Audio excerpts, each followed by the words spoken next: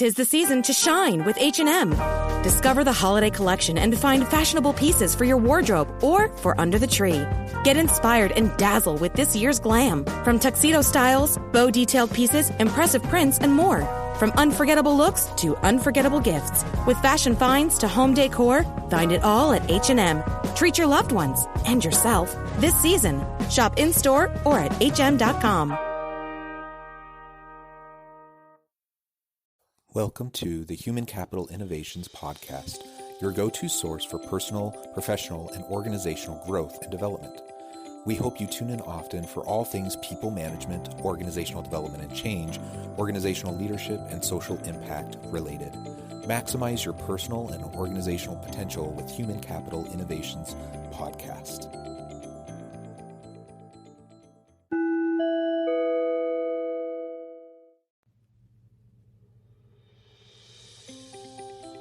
Welcome to the Human Capital Innovations Podcast. In this HCI podcast episode, I share my recent conversation on the HR Mavericks podcast titled Developing Your People with Bluer Than Indigo Leadership Principles.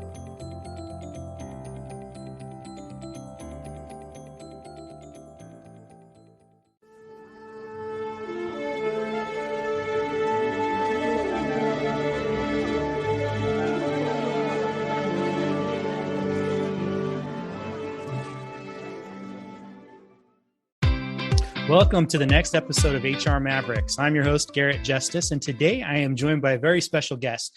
I have with me Dr. Jonathan Westover, who is the chair and professor of organizational leadership at Utah Valley University, and also a managing partner and principal at Human Capital Innovations.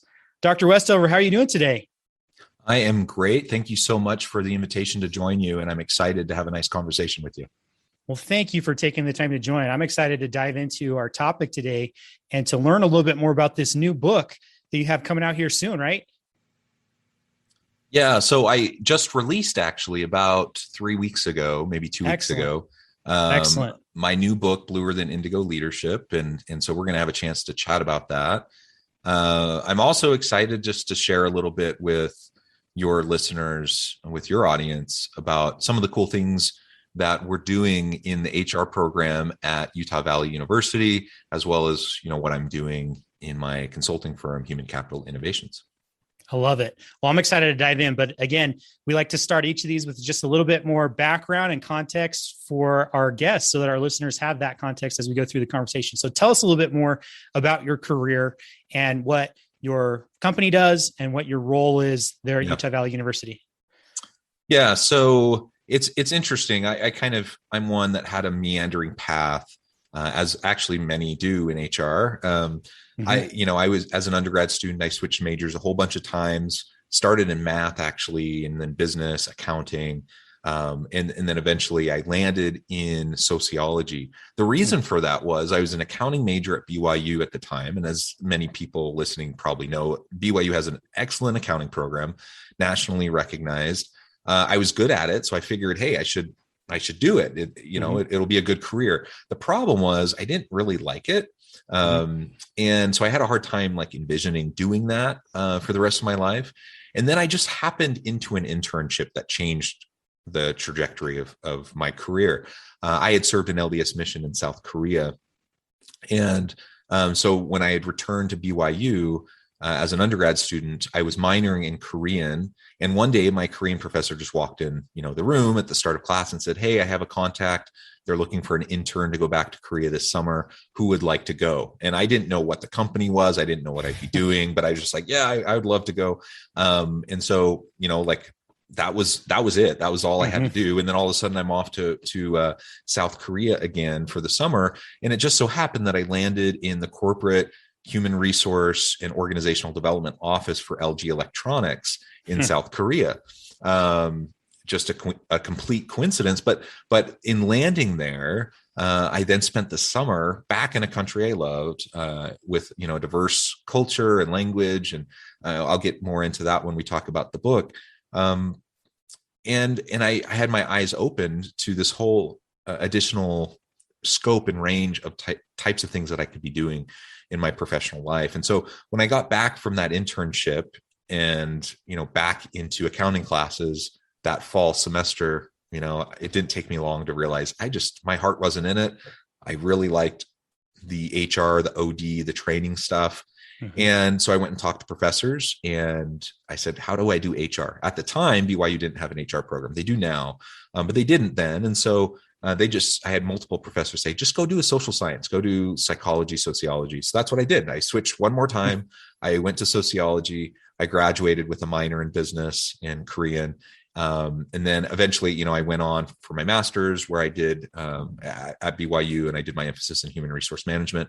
And then I went up to the University of Utah for my doctorate and got my PhD again in sociology, but this time I focused on the sociology of work and organizations and comparative international sociology, with a lot of overlap, like the Venn diagram between, like HR, OD, and like organizational sociology is, there's a lot of overlap. So that's what I ended up doing. And then when I was finishing up my PhD, I got an offer at UVU, and I've been there ever since. So I've been at UVU now for a little over 12 years and teach, HR, organizational development and change management, ethical decision making, leadership courses, that kind of stuff. Yeah, excellent. And then you're on the side, you also have a company, Human Capital Innovations, right? Where you do consulting for companies? Yeah. So back in 2007, when I was a PhD student, actually, I started the firm Human Capital Innovations with my partner. And I had done consulting work with other firms up to that point. And I decided after having that experience, I'd been internal and external consultant in multiple organizations. I knew I loved it. I knew I really liked it. But I learned that there were things about the way these firms functioned and operated that I didn't particularly like. And so I figured, hey, I'm getting my PhD. I'm going to hang my own shingle and start my own business. So I started it back then, and I've been doing it since. And with ebbs and flows, and, I'm keep kind of a constant steady stream of clients and work associated with the firm. But there have been times where I let it die down a little bit, and other times where I've been more busy. The last couple of years, though, I decided I was getting to the point in my academic career where I felt like it's time to focus a little bit more on practitioner stuff. And so I've been a lot more attentive to the consulting work over the last 18 months in particular, which just happened to coincide with the onset of the pandemic and some of those things. So it's been an interesting time, but really rewarding to see organizations who are grappling with, pivoting to virtual workforce and distributed workforce and trying to figure out how to successfully manage and lead distributed teams, how to establish, maintain, sustain, a meaningful culture within the organization, even when people aren't together in person. Like these are the types of issues that everyone's been grappling with over the past 18 months. And so it's been fertile ground to really do some cool work. And I'm sure, you're smiling as I say that, because I'm sure you've experienced similar things there at Eddie. Oh yeah. Haven't we all, right? I mean, it's an interesting time where, especially in that HR space, there's a lot of these issues that so many, especially in small business HR, that, those oftentimes you have the solo HR person or the small team, and they're responsible for everything HR related at the company. And so there's a lot of these issues that I think that they're facing right now. I think that's a lot of our listeners. So I think it's very relevant. So it's excellent hearing that background and having that context. The one question I have for you before we really dive into our topic is, I usually like to ask guests, what made you want to choose to pursue a career in the HR space? And you kind of answered that for us, but so maybe instead, what's kept you in the HR space? You had this transition where you changed your major a couple of times, you found this thing that you liked, but since then, what's really kept you in that space? HR is just a fascinating place, and it's so wide open. Like there's so much stuff that it includes. And so you get to scratch the itch. I'm a pretty analytical person. Like I said, I was an accounting major at BYU, for crying out loud. That's not for everybody. And so, I love data. I love statistics. I love analytics. I love all of that stuff. There's plenty of that you can do in HR. So that's wonderful. But I also love, the coaching, the mentoring. I love the training and the development. I love org change. So my interests are diverse, and my wife can tell you, I tend to get a little bit impatient. Like I get bored. Like I want to do lots of different things. And so, I couldn't see, and that was one of the reasons why I just couldn't see myself doing accounting. I was good at it. And it wasn't that I didn't think I couldn't be good at it and enjoy it doing those things. I just couldn't see myself doing them all day, every day for the rest of my life. And so I love having a mix in HR. And as a consultant working with organizations, like where we get to do a lot of things, and every new project, every new engagement is a new challenge. It's unique. Even when you see commonalities across organizations and across teams, every context is different. And so, there's no one size fits all. Every new engagement, you have to go in, you have to try to understand the people dynamics, which, every organization is messy with, all right, even with well-intentioned individuals, it's messy. It's human nature. It's primal, and you get to dive into that and try to figure it out. And as a scholar practitioner, I also just constantly have kind of the scientist, the social scientist brain going on with hypotheses and trying to figure out, why is it working this way? I would expect it to be this way, but it's not. Why? And HR is just full of opportunities for me to explore all of that, and that keeps me engaged and passionate. That makes total sense. I think a lot of people who've gotten into HR who I have talked with, they like kind of that both right and left brain thinking, the variety of activities that are included in that. So I think that makes sense. So, all right. Well, I want to get into this topic today. So you have this new book that was just released 3 weeks ago. Bluer Than Indigo is the title. Tell us about where that phrase came from. Give us that context. Yeah, so the title is Bluer Than Indigo Leadership, and I utilize an Asian proverb called Bluer Than Indigo to set the tone for the book.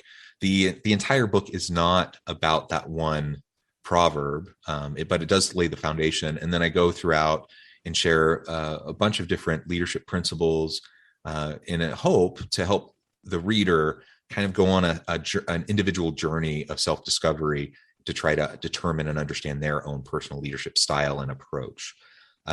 Bluer than indigo means, well, let me say it this way. So indigo, it's not a word that we use all that often in the US, but it's described as the bluest of blue. It's the deepest, most vibrant blue. And so when you say something is bluer than indigo, it's a truly remarkable thing. Like something is bluer than this most vibrant, beautiful blue. And in Asian culture, there's a lot of deference given to the elders, given to teachers and leaders. And so this idea of being bluer than indigo comes back to the teacher, the leader, who is indigo, who is remarkable. People look up to them, they revere them, they honor them. And yet the true leader, the true teacher, their whole purpose, their whole goal in what they do is to try to help the people that they lead, that they teach, that they serve to become bluer than indigo or greater than themselves. And so that proverb has stuck with me. I learned it as an LDS missionary in South Korea. I saw it in action when I was working there at LG Electronics, and it stuck with me all these years later. That's like the foundational philosophy of how I want to build my own life. That's how I want to lead. That's how I want to serve. I definitely have a servant leadership kind of mentality in my approach to leadership, and Bluer Than Indigo is all about that. And so that informs the way I approach the teams I work with. If I see my people, my number one goal as a leader is to help develop my people, to help them discover their own capacities and capabilities, help them develop and reach and grow towards those capabilities. And ultimately, the number one indicator of my success will be their success. And if I'm successful as a leader, I'm going to help them to grow into their own potential and surpass me.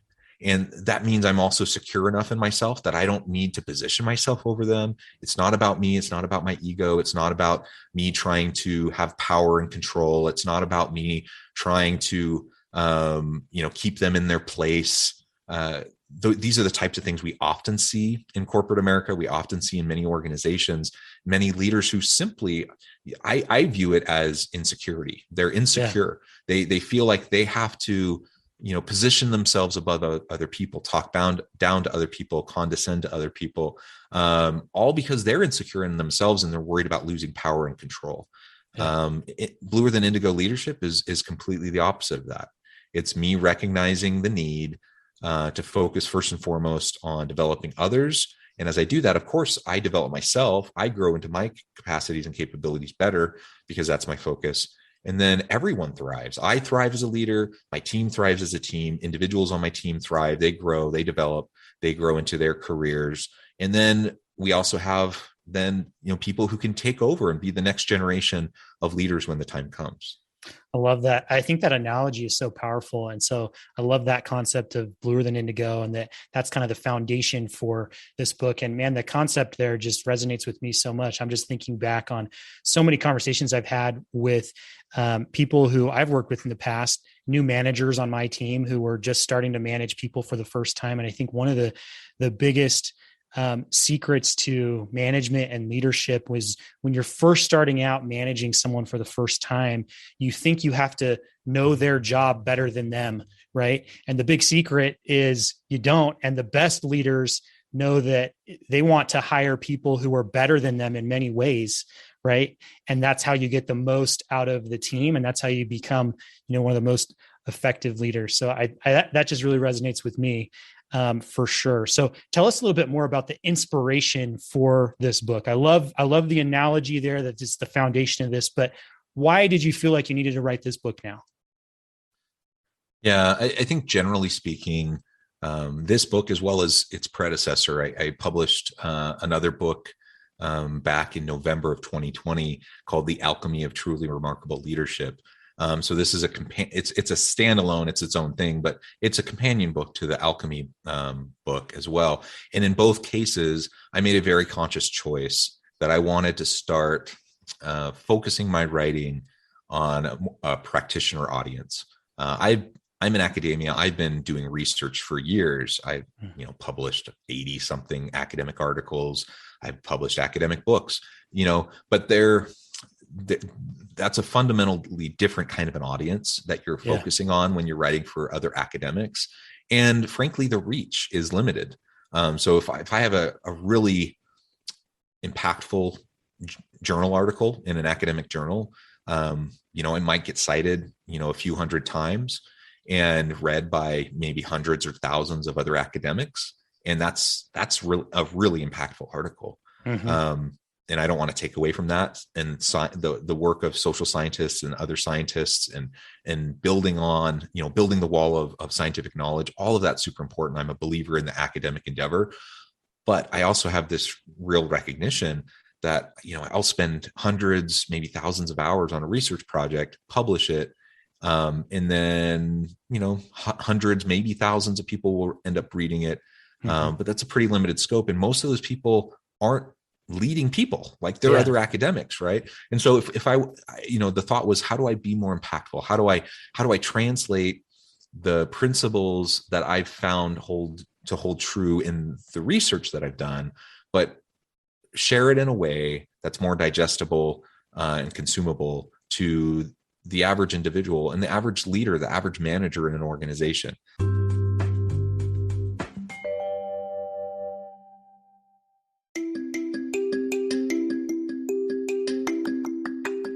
I'm excited to announce the publication of my new book from HCI Press, Bluer Than Indigo Leadership, The Journey of Becoming a Truly Remarkable Leader. Early in my adult life, I learned about an Asian proverb that translates as bluer than indigo.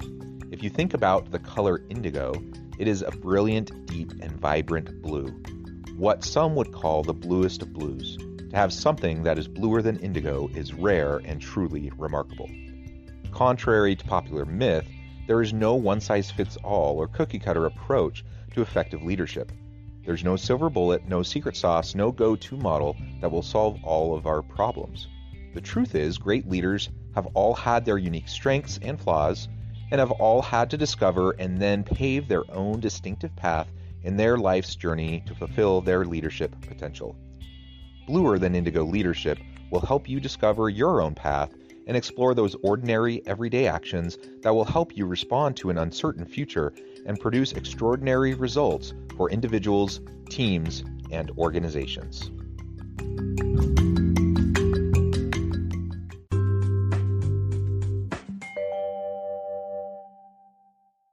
I'm a firm believer that we're all leaders. There's formal leaders. Obviously, there's a title.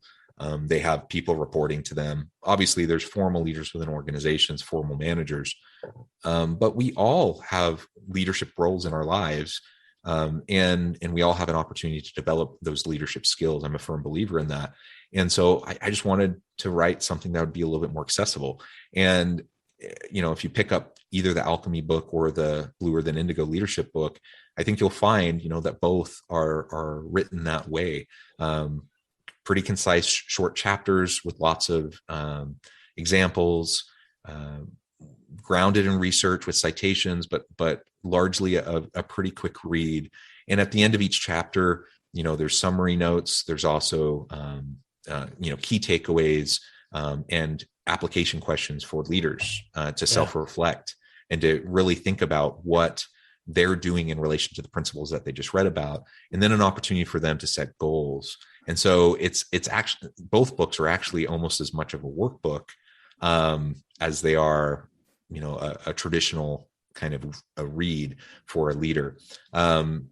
In that way, I think both books, and the Bluer Than Indigo book, it's unique that way. It's not probably the traditional kind of leadership book. There's thousands of leadership books out there, but I think it's a bit unique. And the whole point is to not say this is the right way, you need to do this. It's to share principles and then provide a pathway for people to go on their own journey and self-discovery to figure out what works best for them.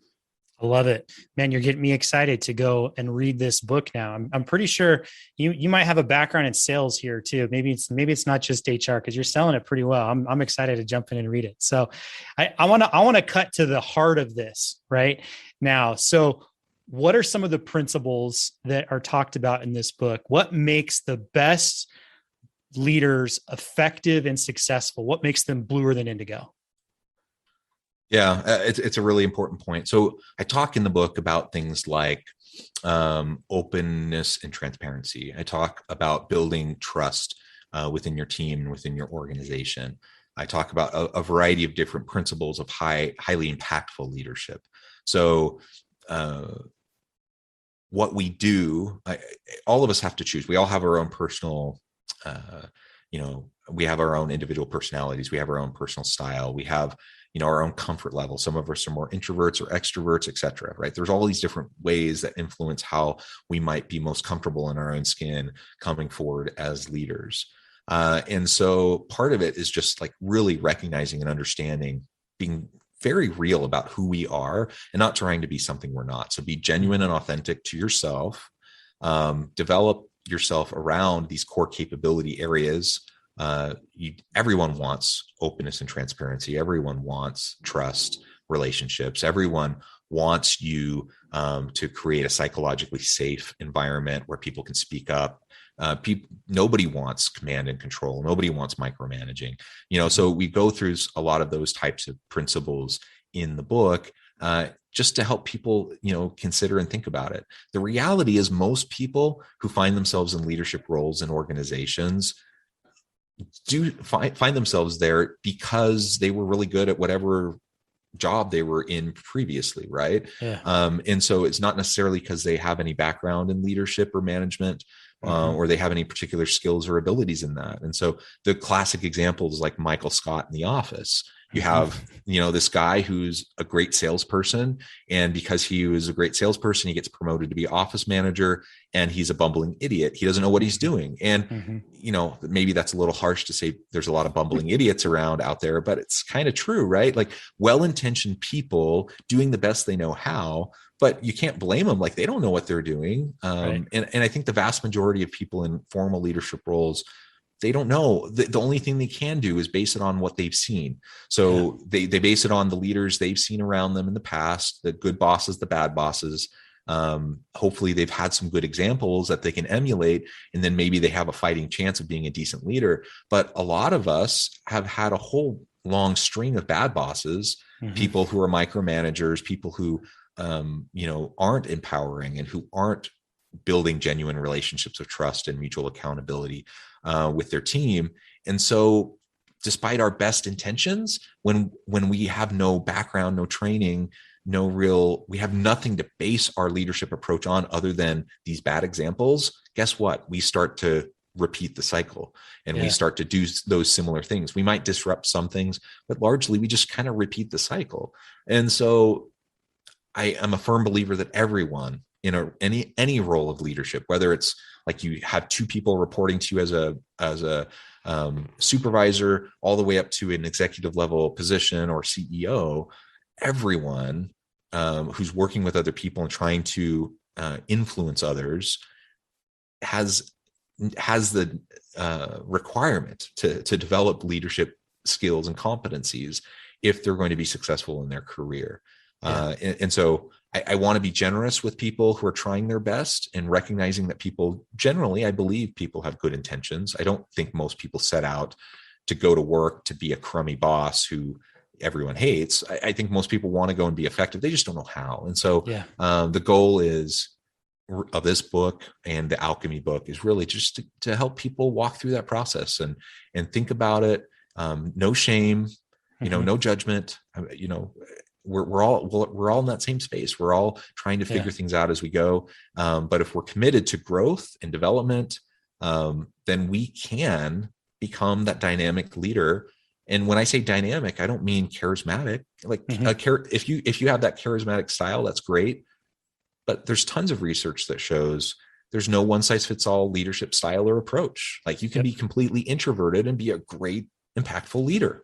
And so everyone can lean into being their genuine, authentic self and still being impactful. And I think that's an important realization for many. I love it. So I think that makes total sense now hearing that too, why this book is going to be so impactful and so different in that it presents the principles and examples, but then also, like you said, at the end of the chapter has some of those, how do you then start to implement it, right? Some of the tactical takeaways. So that sounds very, very impactful. I'm excited for it. So we talked about this, as reading this book as a leader and how do I improve on my own. But let's shift a little bit. If there are HR leaders out there or business leaders out there who want to read this book and then help the managers at their company become bluer than indigo leaders, what are the best tips or takeaways that you have for them? Yeah, I think it comes back to coaching and mentoring. I think a good leader has regular dialogue with people on their team. Sometimes I hear managers or I hear leaders kind of bemoan the fact that their team wants constant feedback. Their team, constantly wants to have conversations with them, performance conversations, like constantly wanting direction. And now we want to train up and develop self-sustainable, self-directed teams and self-sustainable individuals within our organizations. But we shouldn't shy away from providing feedback. We should have regular conversations and dialogue. We should know our people. We should, if we're going to develop a genuine relationship of trust and mutual accountability with our people, that means we have to have conversations with them. And so I'm a big believer in just the coaching, the mentoring role of a leader for their team.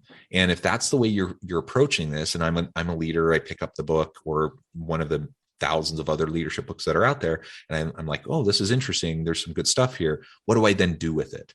I think the wrong thing to do is to call your team together and say, okay, everybody, you now need to read this book, and we're going to come back and we're going to discuss it. And we're going to figure out how you need to do all these things.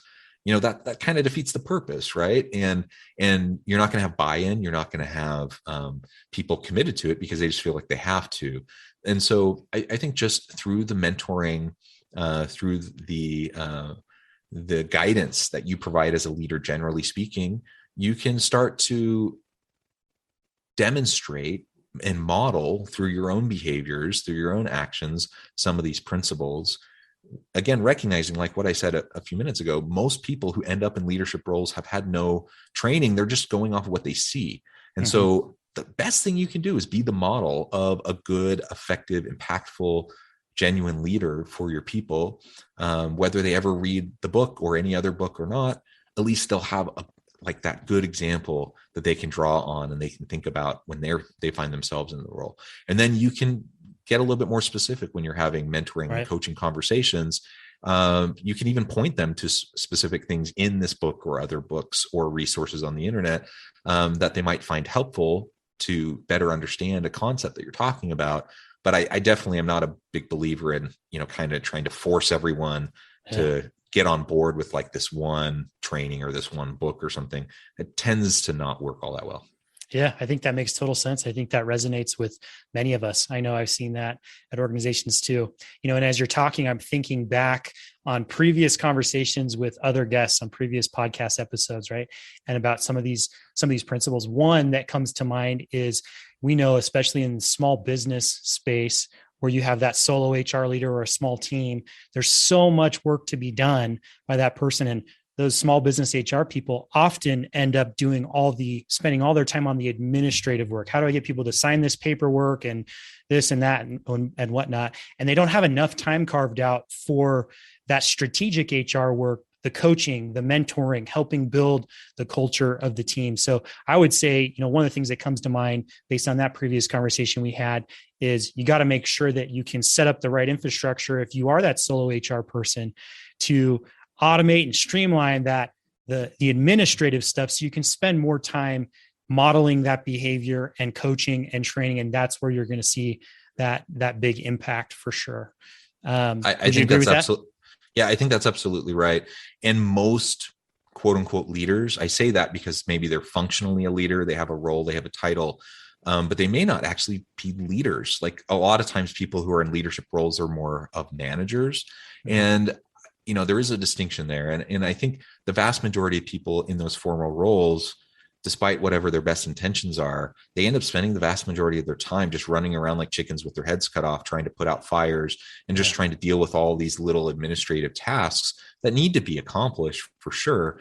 But it doesn't leave them the time to do the strategic stuff. It doesn't leave them the time to develop the relationships that are necessary. It doesn't leave them the time to really focus on the fundamentals of effective leadership, effective people management, and those sorts of elements. Just yesterday, I was having lunch with a couple HR professionals, and they were asking me, like, what's the secret? Like, how do you have a really great dynamic HR department or a really people-centric organization? I mean, there's a ton of stuff we could talk about there, but I think first and foremost, it comes back to like, just do the fundamentals well, treat people with dignity and respect, right? Have regular conversations with your team, do the coaching, the mentoring that we've been talking about. Just doing those simple fundamental things on a consistent, regular basis will pay huge dividends. But it's hard because leaders they have such a burden, they have such a heavy load, and they're running around trying to accomplish everything. And it seems like, maybe they're wasting their time focusing on their people, doing these little things consistently every day, when they feel like, but I'm not even going to make payroll, right. And so I'm hustling to make that happen. And, I get it. All these things are important, but we can't leave the fundamentals undone. And if we do, despite our best intentions, ultimately we're not going to have the kind of team that we would hope that we would have. Yeah. It goes back to that classic saying for small business: are you working in your business or on your business? Right. And we need those top leaders, really to be working on the business and on the people. And that's the role typically of that main leader and CEO, right? So this has been an awesome conversation. Thank you so much for taking the time. I'm very excited to go dive into this book, Bluer Than Indigo Leadership, and really, really excited to learn some of these principles that we talked about today. So the last question I have for you it's a little bit separate from the rest of our conversation, but we like to ask all of our guests this. So at Eddy, one of our core beliefs is that we believe that building a healthy business is one of the most charitable things you can do if you do it the right way, right? You have the ability to impact so many lives of your customers, your employees, and your community. And so according to you, in your opinion, what is the quote unquote right way to build a healthy business? I mean, if you want a psychologically safe business, you want a healthy business, you need to focus on people, a people-centric organization. That not only means, focusing on the human capital within your organization, the human resource within your organization, but also a customer-centric organization, right? You need to be people-centric all the way around, and, looking at all the stakeholders related to the business. And I love technology. I love, one of the streams of my research is on the future of work and looking at shifts and trends in the nature of work. Super fascinating to me, and I'm super excited about new technologies that are driving shifts and changes, allowing us to be more effective and efficient, and all of that. We need to leverage those technologies, absolutely. But in doing that, we have to recognize still that it's the people within the organization that drive innovation. It's the people within the organization that are ultimately going to make the difference, that are going to either drive sustainable long-term success and growth and innovation, or that are going to undermine the strategies of the organization, have negative encounters with the customers, and ultimately drive the company into the ground, or at least not to be as successful as it could be. So let's focus on our people. Let's not be afraid of that. Let's not be shy about that. Investing in your people is important, just like you would invest in maintenance of your equipment, or trying to get the new technology. We have to invest in our people. We have to be people-centric, both inward and outward. And when we can do that and create a psychologically safe environment, I think everyone has the chance to thrive.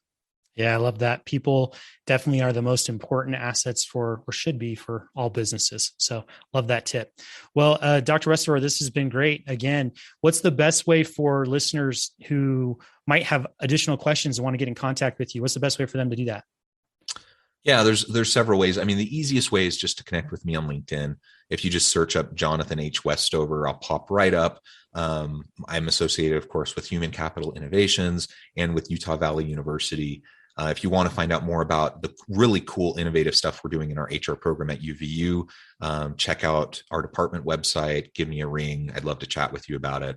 We have awesome students doing awesome work, we're producing just really great future HR leaders for Utah, the Wasatch Front, and throughout the country. If you're interested in human capital innovations, innovativehumancapital.com is the website. We run a podcast, the Human Capital Innovations podcast. I would invite you to come and give that a listen. You can check out the books on Amazon or any major, retailer. The Alchemy of Truly Remarkable Leadership and Bluer Than Indigo Leadership are the two titles.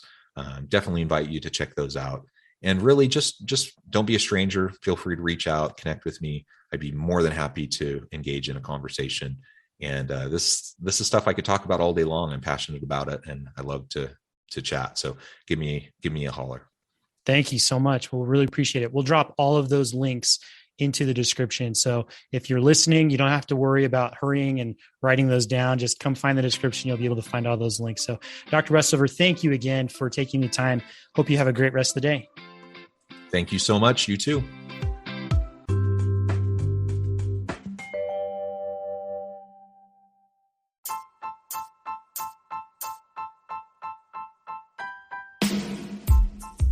The Alchemy of Truly Remarkable Leadership.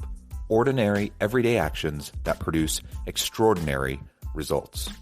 Consider how the nature of work has shifted over the past 50 years. With increased globalization, rapid technological advancement, and the shift in economic composition, the average job of today looks very different than the average job of 50 years ago. What will the jobs and organizations of tomorrow look like? Moreover, what does this all mean for organizational leaders? What are the core competencies and capabilities of organizations and their leadership that are prepared for continued disruption and geopolitical and socioeconomic shifts? Regardless of what the future holds, increasingly, leaders need to be socially minded, data-driven, decisive, champions of talent, and disruptors of the traditional notions of leadership, teams, organizations, and work. The Alchemy of Truly Remarkable Leadership will help you to explore your own leadership competencies and capabilities and consider ways to apply and implement them into your workplace and personal life.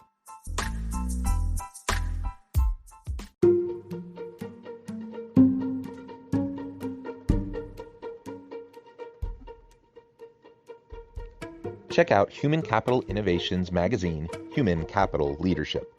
Human Capital Leadership is a free, interactive e-magazine with the mission to help individuals, leaders, and organizations find innovative approaches to maximize their human capital potential.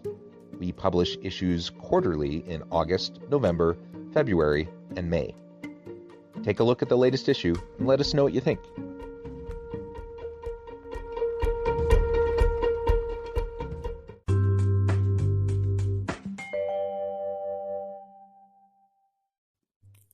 Thanks again for joining us for this episode of the Human Capital Innovations Podcast. I hope you stay healthy and safe and that you have a great week.